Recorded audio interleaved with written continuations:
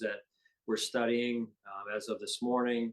And again, we'll study them tonight as a staff and making sure that we continue to close that gap moving forward for our team. I understand that. Is there a concern that, I mean, 0-6 in overtime in your past 6 overtime games, and just, you know, it's out there. The fans are kind of like getting a little bit antsy over, you know, previous losses, be it, you know, what happened against Denver this year, what happened. And I don't need to bring them up, but it's just those games that in which this team just comes that falls short, be it at the last minute or overtime. No, it's understandable. I mean, that they're getting antsy, I guess, as you said. And listen, no one's more frustrated than I am.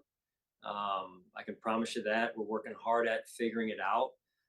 We've played well, I would say, defensively in the majority of our games this year, and we get into these one score situations down the end of the game, and we got to find a way to close it out. And there's a lot of things that go into that when you're trying to close a game out, right? So, you know, those are the things that we're studying moving forward. And then offensively, we've got to not be in those one-score games. We got to pull ahead or play better earlier in the game. And, you know, and all those overtime situations are a little bit different. You know, early in the year, we're up at the Jets. I think we have a turnover, and then they score to pull ahead, and then we end up scoring to tie it up. We go to OT, have a chance to take the ball in overtime. We go 3 and out, punt the ball away, and it's returned for a touchdown, game-winning touchdown. So all of them are different. They're all different situations, but again, it's what we're trying to do to get solved and move forward as a football team. I appreciate that, Sean. And one last thing, the Shak Lawson, you know, the video showing him shoving a fan, and understand that perhaps the Bills had asked security to have that fan removed. Can you provide any insight that you might have on that situation? Yeah, obviously a very unfortunate situation. You know, I was brought into the loop on it this morning about the incident that took place during the game, and it's unfortunate that would go on during a game in particular. And what I'm aware of is that people were asked to have the fan removed, and nothing was done. So at the end of the day, that's not for us to concern ourselves with at this point, and it's just unfortunate overall that would be taking place during a game. Thank you, Sean, and enjoy the bye week as much as you can. All right, thanks, John. Hi, Sean. I was going to ask you about the Shak Lawson situation, but since you just addressed that, I would just follow John's line of questioning. You know, when we talked to you after the game yesterday, I think the line you used was hindsight's 2020 with regard to, I think you were talking about the kneel at the end with 20 seconds left or whatever. As you've looked at this and kind of assessed it, and maybe you said you're studying the situation, the close games, some of the reasons behind it. Have you identified any trends? Every situation's obviously different, but have you come to any conclusions about trends that you can correct? And maybe would you make a different decision at any point looking back on yesterday?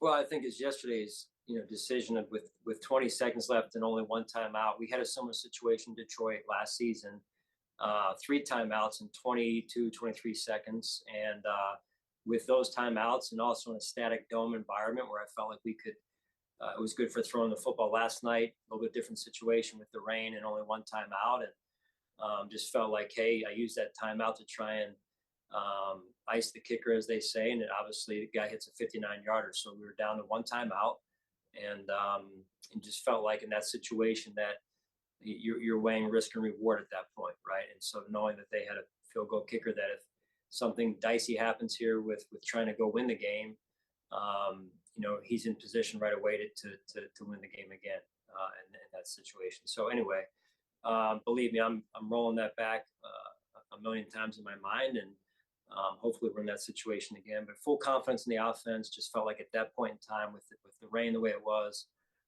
as I mentioned, their pass rush being as good as they are, felt like it was the best thing for us. All right, John. Thank you. Yep. Hey, Sean, it's Jay with the Buffalo News.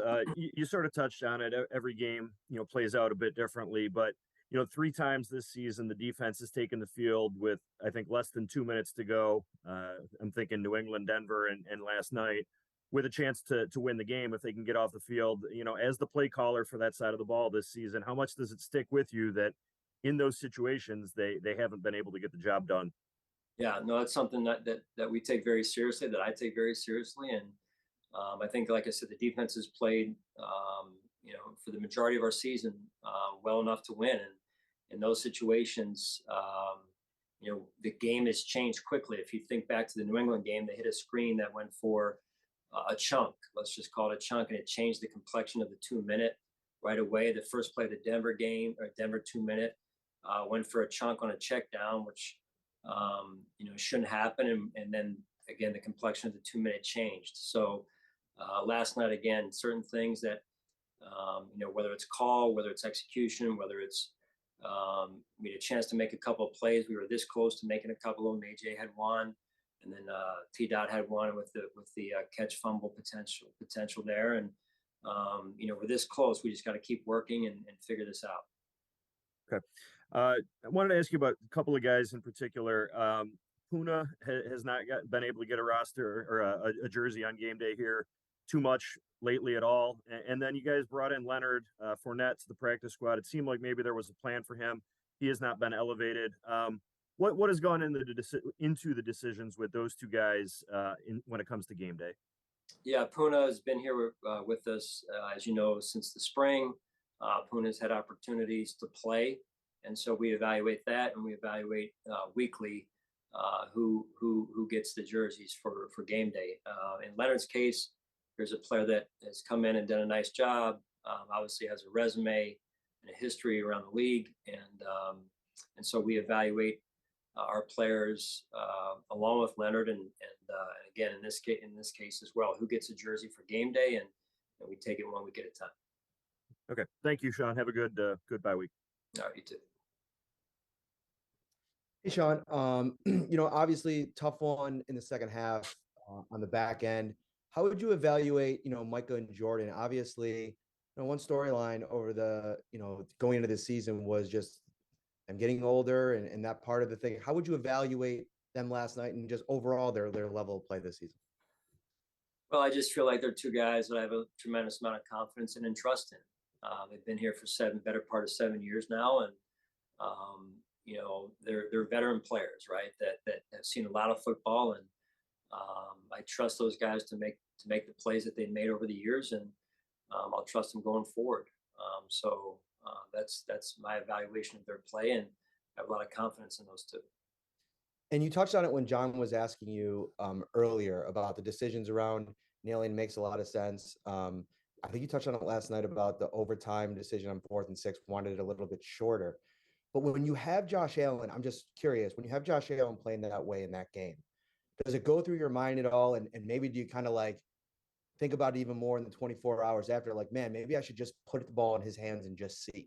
Of course you do. And that's when, as I mentioned after the game, you're saying, hey, 4th and 2, maybe even 4th and 3, we're going for it right here. And that to me is putting the ball in Josh Allen's hands. And when you're 4th and 6, I mean, that gets to be you're playing the percentages even on paper. And then you're saying, hey, you're weighing out cost benefit of, hey, we get points right here, maybe we can stop them.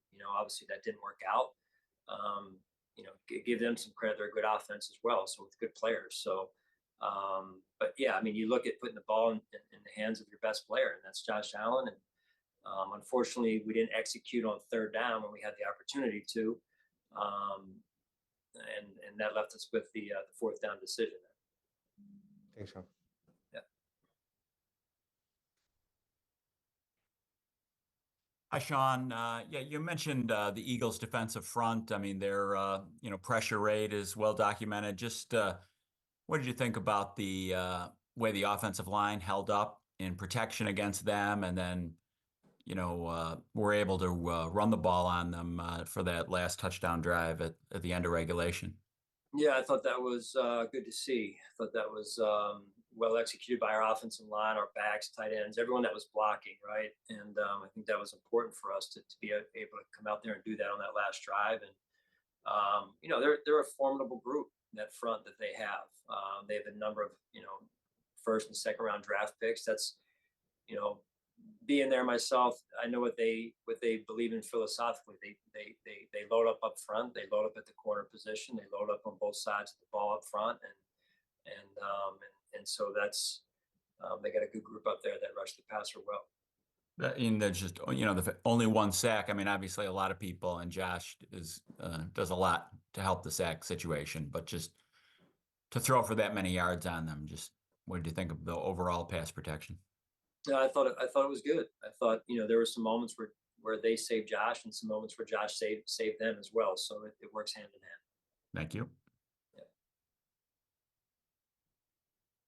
Yes, good afternoon, Coach McDermott. George Radney, Challenger Community News. Good afternoon, sir. Good afternoon. Question, I just noticed in the overtime there on the winning drive, earlier, the gap integrity. I was wondering why that didn't continue with that on that last drive, because you guys were stopping them, wasn't allowing the cutback lanes or anything for Jalen Hurts to get loose there. I was wondering, why did you change the defense on that last drive? The defense wasn't changed, George. Defense wasn't changed. So Or scheme. it wasn't schemed differently. It wasn't schemed differently. Okay. What would you say made the difference on that winning touchdown run where he was able to just come around? Are you talking about the drive? Are you talking about the drive or the play? The play. The play, yeah, that was a call. That was a zero. That was a max blitz trying to force the issue to make a play, and they had the right play on for that play call. So that's on me. But beyond that, when you're talking about the drive, as your question was, we didn't change schematically. Jalen Hurts likes to take over the game in the second half of games, critical situations, and he's tough to handle like Josh is. And so, I thought we could have done a better job at times of staying in our rush lanes and making sure we're coordinated with our rushes. And we've got a guy high that or at the level that needs to be at the level. And then we've got the quarterback trap built underneath of that. And like we did in the first half, I thought we rushed well in the first half, but could have rushed better in the second half in a more coordinated fashion. Yes, because I know Jason Kelsey, when I got a chance to interview him over in the Eagles locker room, he said they were very uncomfortable with your defensive scheme in that first half. He said it took them a while to really get somewhat comfortable in that second half. And they talked about that. Your scheming was excellent, game planning for this game. And last question, on that touchdown pass in the back of the end zone where you looked like you had it almost reminded me of the Kyler Murray play in Arizona, where he threw it up and the receiver for the Eagles caught it in the very back of the end zone. How can that happen? How can that guy get behind the safeties and they're not able to? It shouldn't happen. We're better than that. And we've got a guy that I know has made that play a million times in terms of making plays on the ball overall. I know everyone wants to talk about the Kyler Murray play, and I see the resemblance. Listen, it's 3rd and 15, and the quarterback got out to our right, which he shouldn't have got out, number one, and then he made a throw, and their player got behind us, which should never happen. We should just keep everything in front of us in that situation, and at a minimum knock the ball down. And their player made the play, and I believe Micah Hyde will make that play going forward for us. All right, thank you, Coach. Thank you for your time. Thank you. Hey, Sean, Josh Reed here. Thanks for taking some time for us this afternoon. George owes me a coffee because he stole a little bit of my question here. But I guess along the lines of that touchdown run by Jalen Hurts, one of the Eagles players mentioned that they saw the look and immediately knew that they were going to hit a home run on it. And you touched on a little bit. I was hoping maybe you could expand. Were you in a position when you're making that zero blitz call that you kind of felt defensively you needed to hit the home run, or they were eventually just going to stick it in the end zone anyways? Yeah, you get to a point where you're saying, all right, I gotta do something here to really ratchet this thing up. We gotta send as many people at him as we can. They do like to run the ball down there the closer they get to the goal line, as you saw earlier in the game as well.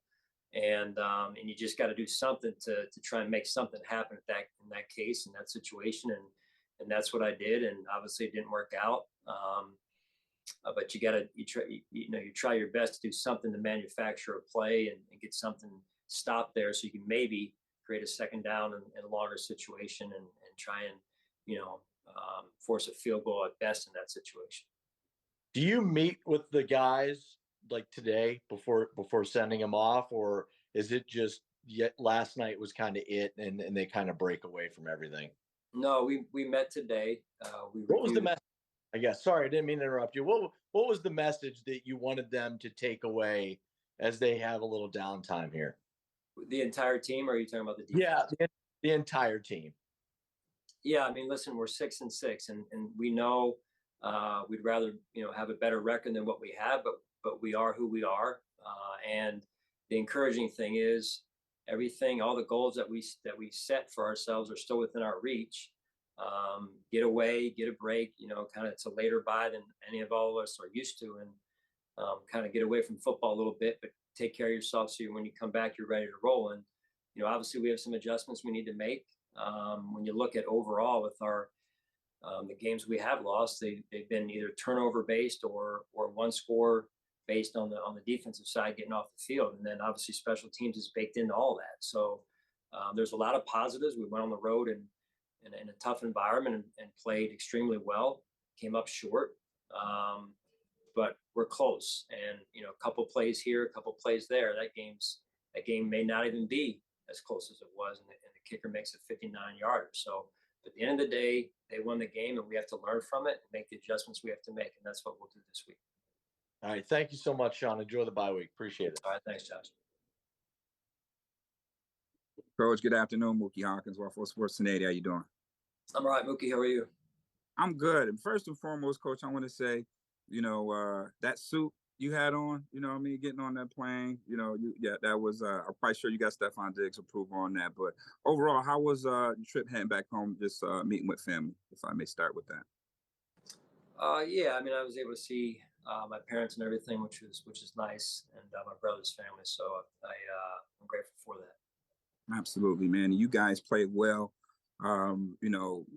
despite the penalties in that first half. What were your thoughts on where you thought your team was and where it needed to be going into the second half? Well, I thought we started off extremely well on defense. I mean, 2 short fields, garnered 14 points for the offense, and our team, we led 17. It was 17-7 at half, right? So in the second half, I thought the offense came out and had a good drive, and we did some good things there. And then defensively, we went 3 and out to start the second half, and then after that, they started to get the run game going. The Eagles did, and we were out of our gaps at times up front, and needing to execute better. And so then it became a 2-dimensional game, and we were having to deal with the run and the pass as well as the quarterback scrambling. And so it became harder to defend in the second half. And that's, give them some credit here as well. They've got some players on their side of the ball. So, but overall, I thought, we gave ourselves a chance. There's certainly things we can improve on, and you saw that down the stretch.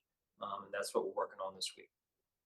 Absolutely, man. And it was definitely a dogfight. But on like that 3rd and 4th play, it looked like you guys were in lock to the field side, zone to the boundary. And you talk about it all the time about, just executing. It's just as simple as that, right, Coach? And did Douglas stay a little bit too attached to Brown there to cover short outside, or did Dodson alignment didn't allow him to carry over in the flats deep enough there? Which play are you referencing?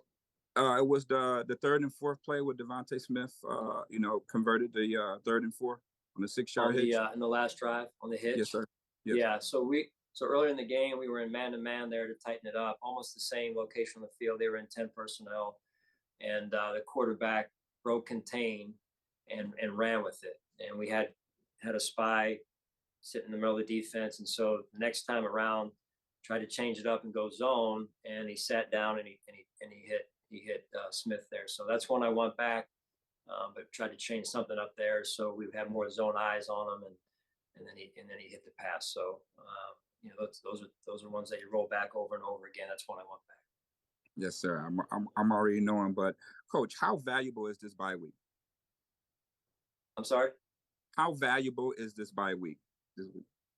Well, it's good. I mean, it comes at a time where you don't like going on a bye on a loss. Having said that, it's been our bye is as late as it's ever been in my career in the NFL, and so I think it's needed. Guys can get away a little bit, maybe break free of the snow that's outside of our windows here, and I think the coaches can get a little bit of rest as well and come back fresh for next week. Absolutely, Coach. We know that you are immaculate coming off a bye. So have a good time. Enjoy it. All right, thanks. Hey, Sean, I was curious. I know you might not want to talk about the officiating too much, but when you watched the game back, did anything stand out to you? Do you have a conversation with the league this week? Anything further on the officiating after watching the game? No comment. No comment on the officiating. And then I was curious, not having Deontay up yesterday and going with Andy Isabella instead, what went into that decision? Was there anything, you want to see from Andy, or what particular led to that? Yeah, I just wanted to see, I think we've seen Deontay up through the better part of the season to this point. Wanted to see something, what it looked like with Andy, right? And whether it was maybe in the return game, maybe as a little bit of a receiver in that role as well. And just trying to make sure we're maximizing our potential as an offense. Did you think he did, I know he didn't play a ton on offense, but what he was out there for in the return game, did you think it was effective? He did all right. Yeah, I mean, he didn't have a big role, I should say. And the receivers, a lot of the starters, kind of the primary guys, played the bulk of the load of the snaps yesterday. So it's just, I like Andy brings us some energy, right? He brings us energy, he brings us juice, good body language. And so, just wanted to see what it looked like, and we'll take it on a weekly basis from here on out.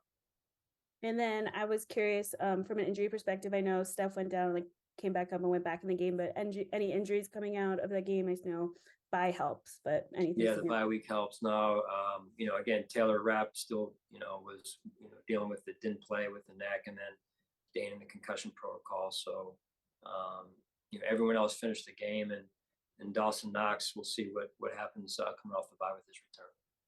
Thanks, Sean. Appreciate it. Yeah.